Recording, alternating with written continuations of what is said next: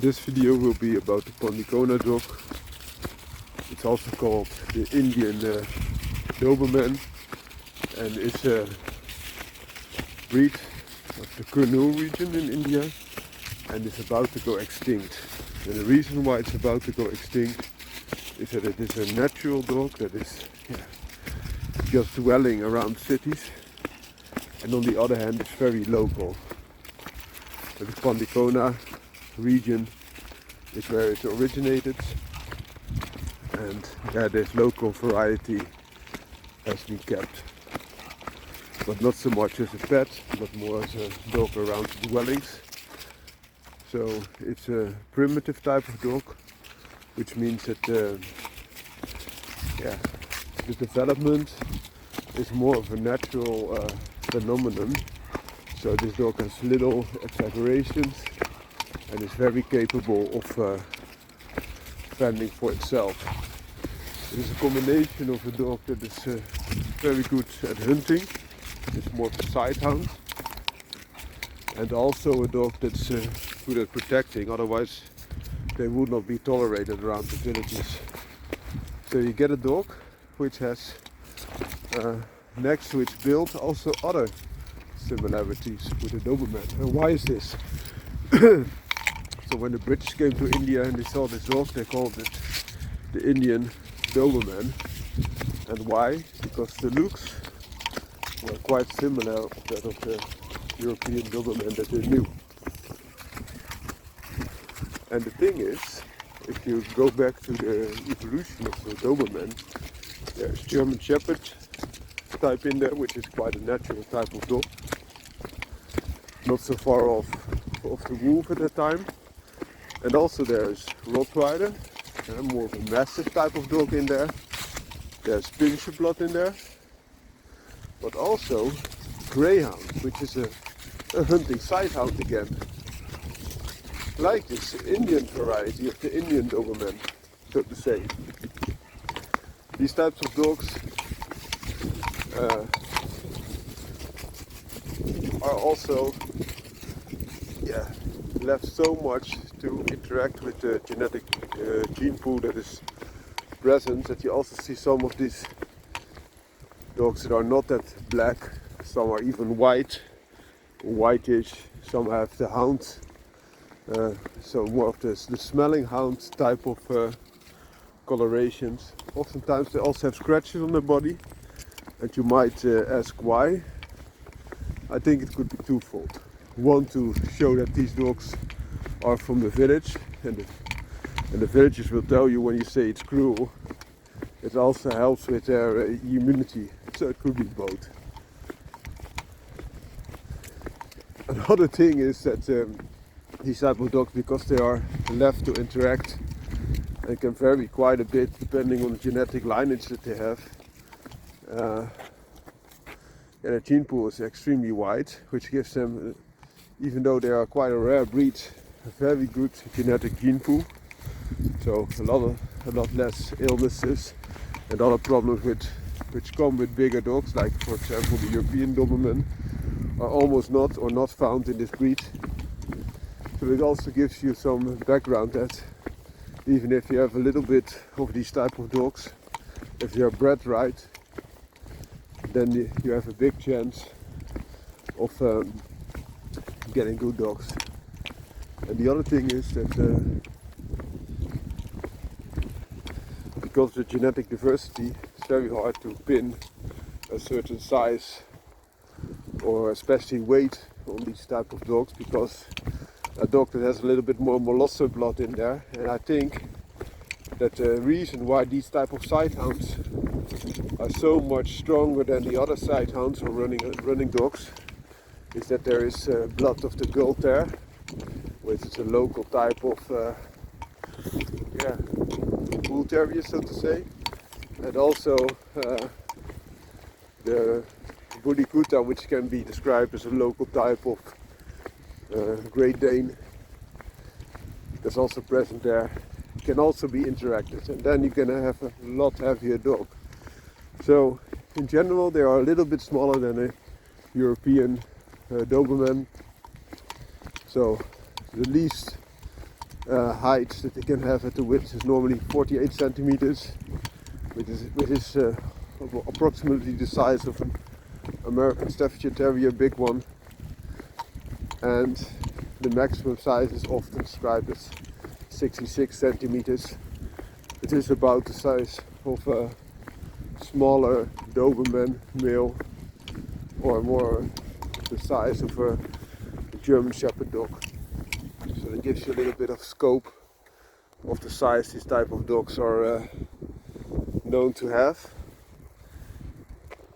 This female also has a little bit of the pincher type of head, which you can imagine that these type of dogs have, because they have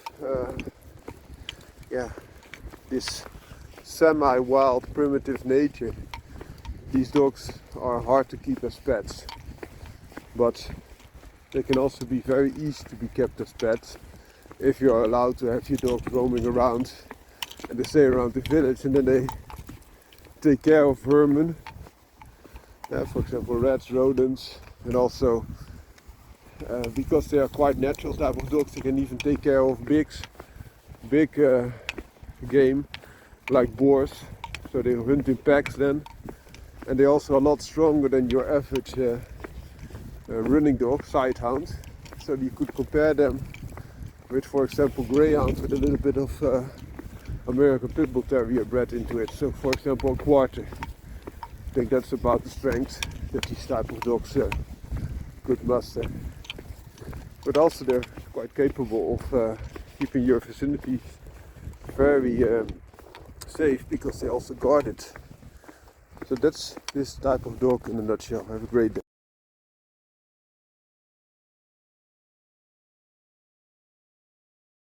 Today we will discuss the Gaddy Kutta, also known as the Indian Tiger Hound, Indian Panther Hound.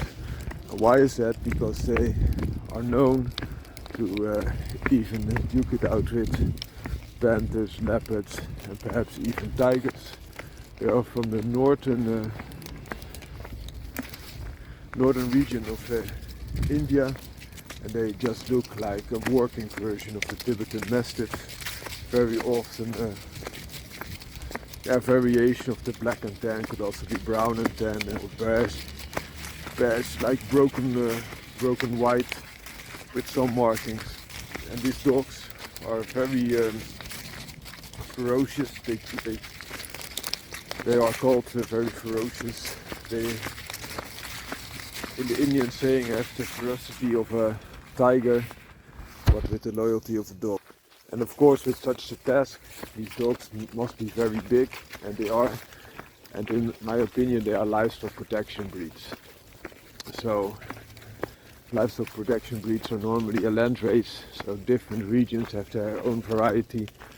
Therefore, it also looks a little bit like a Tibetan Mastiff, but also there are other Indian dog breeds that have a very similar build. It could be beneficial if you're looking for the Tibetan Mastiff type of dog, but wants one that is a lot more healthy and has more working capabilities. This could be the dog for you. Also, the benefit is that these dogs are extremely rare. So if you want to have something special instead of a cross, specific designer breed, so to say, this could be something that you could look into. And I think even though they are very rare, they will probably be a lot less expensive as compared to the specific types of Tibetan Mastiffs that are, especially in China, catching top dollar, so are very expensive. Also, terrier type of dogs very often have their own local varieties, which are quite close to the one, but just are a little bit different to the local conditions. This is, in my opinion, the sturdiest type of livestock protection breed that India has. So the other ones have a little bit lighter build. Also, as you see in, for example, Turkey, Bengals have a lighter build, and for example, the Kurdish Mastiffs that they also use. also landrace of livestock protection breeds. But these breeds have their own benefits, of course, and because they are still being used in India to protect livestock, they are on average a lot more healthy, less diseases, can live a longer age. But still, with all those massive breeds, very often you get trouble at one time or another with hips. If it's not now, it might be so in 2 generations. So therefore I would not recommend getting such a big dog for my personal taste. However, the benefits of a big dog are also there. Of course, these type of dogs are able to duke it out with big cats, which are extremely powerful. In my opinion, also that should be taken with a grain of salt. I saw 3 or 4 Tibetan Mastiff type of dogs that were still being used for livestock protection, flee from one snow leopard. So big cats are extremely powerful, and there are not many dogs that will really engage that type of dogs. Oftentimes they have more of a bull and terrier type of makeup. So for example, Argentine Dogo, also known as Dogo Argentino, or Pitbull Terrier hybrids, band dogs. So it might have some Mastiff blood, but then of a different origin than livestock protection type of Mastiffs, but more of the type of the war Mastiffs. That being said, Kangals are known to engage with the smaller Turkish wolves that they have there, but a wolf is still no match to a big cat. And there are a lot bigger wolves in different regions. Also there are bigger shepherd type of dogs. Also this tiger dog of India, northern India, tiger dog is a shepherd type of dog, they call them, but it only means that they will help the shepherd protect the flock instead of being a real shepherd dog, as for example border collie or Australian cattle dog or kelpie. So different type of job, protecting the herd instead of herding the herd, so to say. Another thing to consider is that if you have such a big dog, the other benefits are that some people need a dog for personal protection or the protection of their homestead or their farm, and these dogs are quite courageous. So in normal condition, where you don't have tigers, leopards, etc. running around, they will be fine. Also because the size, they of course have man-stopping ability, which means that they can quite easily work a full-grown man to the ground, which for example these small terriers of course cannot. They weigh about 10-ish kilograms, which is quite big for Patterdale. The dogs here are Patterdale on the leash. But these tiger dogs of northern India are more in the 50 to 60 kilogram weight range. Hope you liked this video and also like that I introduced you to this breed. Have a great day.